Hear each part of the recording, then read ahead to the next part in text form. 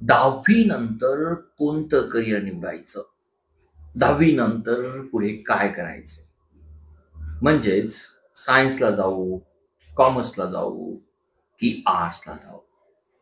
मित्रांनो, तुमचं मन अजूनही या 2 ते 3 पर्यायामध्ये अडकलेलं आहे का?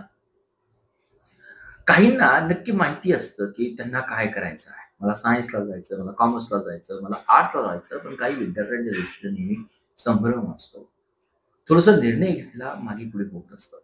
आजच्या या व्हिडिओच्या माध्यमातून शेवटपर्यंत व्हिडिओ पहा. काही मी सिंपल स्टेप्स सांगणार आहे, की करियर निवडत असताना, स्ट्रीम निवडत असताना आपण त्या कशा पद्धतीने निवडल्या पाहिजे. आणि जरी अजूनही तुम्हाला जर संभ्रम वाटत जर असेल, तर मी काही 3 स्टेप्स तुमच्यापाशी नमूद करतो.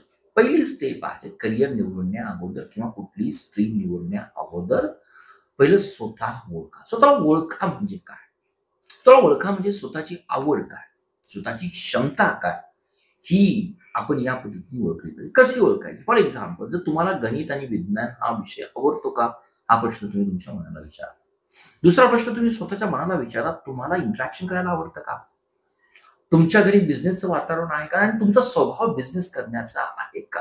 किंवा तुम्हाला एखाद्या कलामध्ये, एखाद्या डिझायनिंगमध्ये, एखाद्या क्रिएटिव्ह गोष्टी करण्यामध्ये आवडतात का? मे बी डान्स असेल, ड्रॉइंग असेल किंवा सोप्या भाषेमध्ये. जर तुम्हाला सायन्स आणि विज्ञानाची आवड जर असेल, तर येणाऱ्या कालावधीमध्ये इंजिनिअरिंग, मेडिकल, फार्मसी या फील्डमध्ये जाण्यासाठी तुम्हाला सायन्स फील्ड निवडला पाहिजे.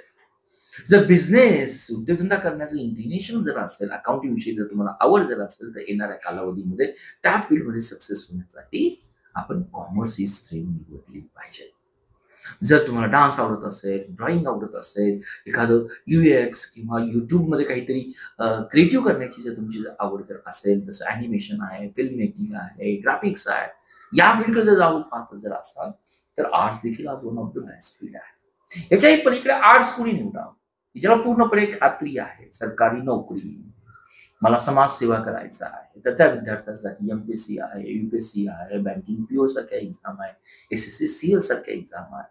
आणि एवढंही असून जर तुम्हाला नक्की काय करावं याच्याबद्दल कन्फ्यूज असेल किंवा 2 ते 3 पर्याय तुमच्या नजरेपुढे जर येत असेल ना, तर माझी पूर्णपणे तुम्हाला मार्गदर्शन हे असेल, की प्रमाणित काउन्सिलरद्वारे तुम्ही मार्गदर्शन घ्या. तर दुसरा स्टेप जे काही येतंय, तुम्ही स्वतःचं संशोधन करा. संशोधन याचा अर्थ काय? की जे करियर तुम्हाला आवडतंय, की ज्या करियर्समध्ये तुम्हाला वाटतं की तुमचं पॅशन आहे, पुढील 6 ते 7 वर्षामध्ये, तर त्या करियरला जाण्या अगोदर तुम्ही परत काही स्वतःला प्रश्न विचारा. फॉर एक्झाम्पल, मी जे करियर निवडू पाहतोय, त्या करियरमध्ये खरंच मला संधी आहे का? मला पैसा अधिक मिळू शकेल का? आणि कोर्सेस आणि डिग्रीसाठी जर मी सायन्स निवडलं, कॉमर्स निवडलं, तर कुठले पर्याय उपलब्ध असतील? ज्या करिअरकडे मी माझं एम म्हणून पाहतोय, त्याचा मला काही प्रॅक्टिकल अनुभव मला घेता येऊ शकेल का 10वी नंतरच्या सुट्टीमध्ये? तर हे 10वी नंतर ज्याला आपण इंटर्नशिप म्हटलं जातं. याही व्यतिरिक्त 10वी नंतर काही लोकप्रिय काही करियर पर्याय आहेत. जसं पॉलिटेक्निक आहे, इंजिनिअरिंग डिप्लोमा म्हटलं जातं. एक कमी खर्चामध्ये आपल्याला एक दर्जेदार टेक्निकल एज्युकेशन मिळू शकतं, जेणेकरून आपण पुढे इंजिनिअरिंगला जाणार आहोत की नाही, त्याची आपल्याला इन्क्लिनेशन करून मिळतं. अधिक सोपं जर पाहिजे तर आय-टी-आय कोर्सेस आहे, वेल्डिंग आहे, ऑटोमोबाईल आहे, इलेक्ट्रिशियन्स आहे. इव्हन आत्ताच्या काळामध्ये काही त्यामध्ये चेंजेस झालेला आहे. मशीन लर्निंगचा आहे, आर्टिफिशियल इंटेलिजन्स आहे, मोबाईल रिपेअरिंग आहे. आणि याच्या व्यतिरिक्त जो काही डिप्लोमा इन डिजिटल मार्केटिंग म्हणा, ॲनिमेशन्स म्हणा, ग्राफिकल डिझाइन म्हणा, जे डिजिटल युगासाठी तुम्हाला गाईड करू शकतात. इव्हन हॉटेल मॅनेजमेंटचे कोर्स आहेत, टुरिझम्स आहे, एव्हिएशन करिअर्स आहे, की जे आपल्याला परदेशामध्ये जाण्यासाठी संधी उपलब्ध करून देऊ शकतात. म्हणजे जो काही शेवटचा मी तुम्हाला पर्याय जो काही सांगितला, शेवटचा म्हणता येणार नाही, दुसरा पर्याय जर सांगितला, की तुम्हाला ज्यामध्ये जायचं, तुम्हाला ते संशोधन करायचं आहे आणि भविष्यातील करियर संधी शोधण्यासाठी आत्तापासून तुमची निर्णय प्रक्रिया होणं गरजेचं आहे. आता तिसरी जी काही स्टेप मी तुमच्याशी बोलणार आहे, की डिसिजन मेकिंग, योग्य तो निर्णय घ्या आणि त्या दृष्टीने मार्गदर्शन मिळवा. आता करियर निवडताना मी म्हणेल, की अशा पद्धतीने करियर निवडा, की त्यावर तुम्ही फिक्स असलं पाहिजे. कुठलाही तुमच्याकडे मी म्हणेल, की संभ्रम असता कामा नये. जसं इंटर्नशिप आहे. एखादं जर फील्ड जर तुम्हाला आवडत असेल, फॉर एक्झाम्पल आपण म्हणूया की मला एखादी वेबसाईट डेव्हलपमेंट करायची, UX आहे, UI आहे, तर प्रत्यक्ष त्या कामाचा अनुभव घ्या. आजकाल Udemy कोर्सेस आहे, UCLA आहे, ऑनलाईन तुम्हाला कोर्सेस अवेलेबल आहेत. काय आहे थोडक्या पैशामध्ये ते एडिटिंगचे कोर्सेस आहेत ते जाणून घ्या. आणि याच्याही व्यतिरिक्त डिसिजन मेकिंगसाठी आपल्या घरातील काही वरिष्ठ व्यक्ती असतील, समाजातील एक मान्यताप्राप्त अथॉरिटी पर्सन असतील, जे ज्या फील्डमध्ये काम करतात, त्यांच्याकडून सल्ला घ्यायला बिलकुल मागे पुढे पाहू नका.